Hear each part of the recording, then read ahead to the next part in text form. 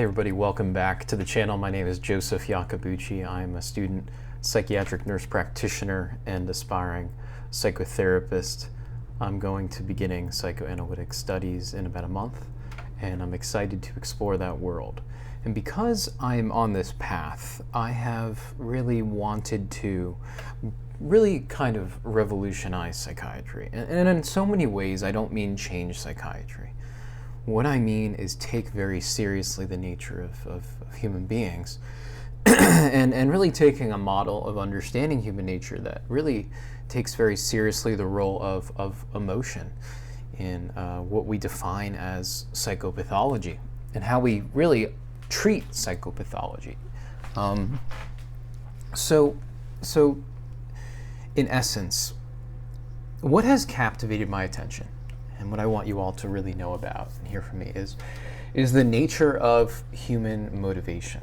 And as I sort of began to explore, how the motivational systems essentially are set up and work within the human brain, I discovered very quickly that most of what we would consider motivation is related to a value response. And value responses are actually quite deep in the brain.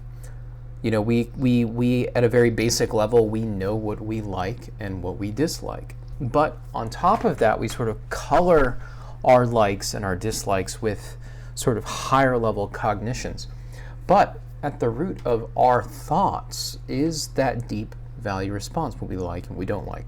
And while we do have some say as to how we negotiate those likes and dislikes, I do think that we are largely responsible for actually working with them. We don't get to, in some sense, remove them or change them rapidly.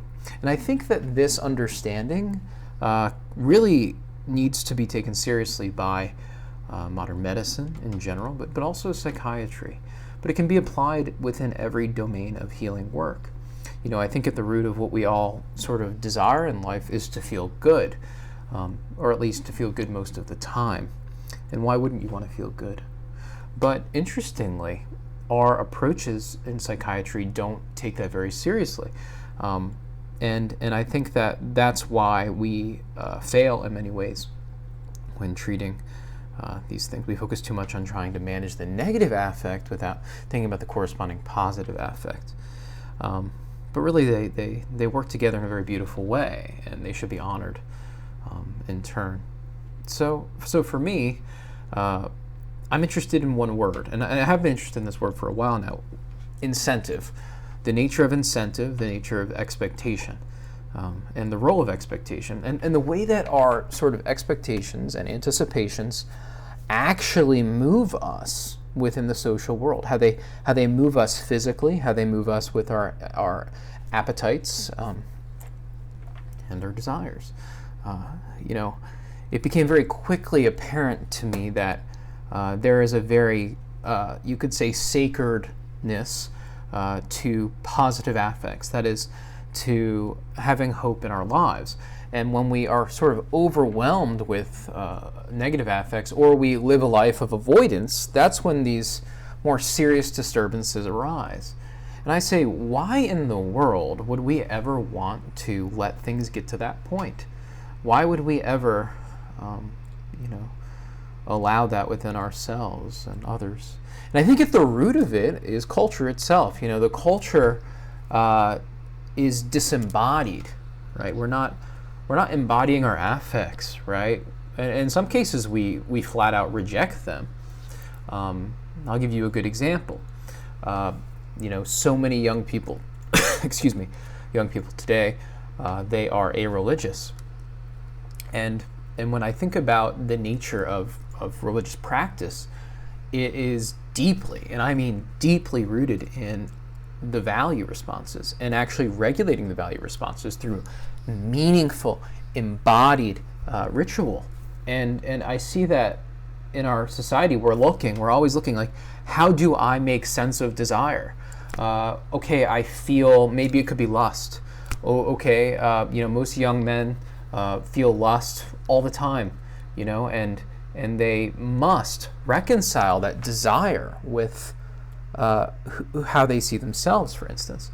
or they might have, anger arising, and they need to notice that. They need to be aware of that anger. So you can sort of paint this in many different ways, but the point is this: if we want to do psychiatry well, and I really think that this is the proper way of approaching these problems, what we need to do is take very seriously the way we're relating, okay? And then honoring the affective state within the context of relating. So once we understand what relating ought to look like, we see, okay, so maybe there are many negative affects, but the context for the affects within the social domain is what provides therapy or healing. So we don't really heal on our own. And I think this is very important to understand. That's why psychotherapy needs to be taken so much more seriously than medication.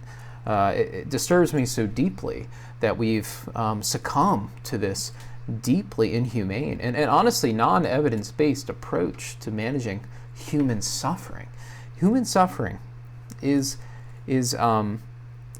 best treated within the context of the social process and the community, and this is the truth. So if you want to, tell the truth and live in the truth, when you experience pain and suffering, you don't hide it.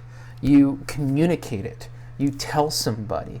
You journal it. You express it. And this is the healing nature of psychotherapy, when we have that trusting relationship, and we can express more fully all of who we are. Now, what's interesting to me is this mode of expression, right? And how, in some sense, it's not the expressive function that truly is the good life. It seems like the expressive function opens the door so that the actual personality can exist in an honest way. And it's the ability to know that we have a sense of, you could say, integration with these different aspects of ourselves, that we start to understand that that part of me might not be appropriate, that part of me might not be appropriate, that part of me might be extremely virtuous and good. We start to see these aspects of ourselves, but we're not so identified with these aspects of ourselves. We're identifying, you could say, with that sense of control, or what I think of as that joyful relating, that joyful sense of being a good person, despite, for instance, the decisions that we often make that are bad. So we start to see, okay, I am good and I am bad, but look at me, I'm wanting to be good, and I have an honest relationship about what that means. And it's amazing because I worked inpatient psych with so many young kids, and they were confronted with what I think of as existential questions at a very young age. They confronted evil in their lives. They were met with the absurdity of life so early in their lives, and all we had for them, more often than not, was medication to push down those disturbing realities, because there wasn't a community to support processing that within the acute care environment.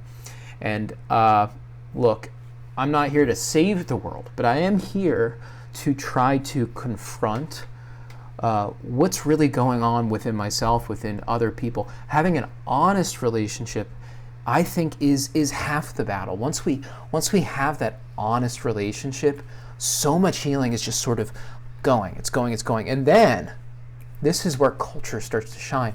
We start to say, okay, we're building culture to really support the balance, you could say, the well-being of other people, despite death, despite tragedy, despite the fact that there is evil within our hearts, right? It starts with seeing it, starts with being honest about it, and who knows where we can go in life, what we can experience when we have those honest healing relationships. So that was sort of a short exploration there. I hope you found that interesting and insightful, and I look forward to talking with you again soon. Bye-bye.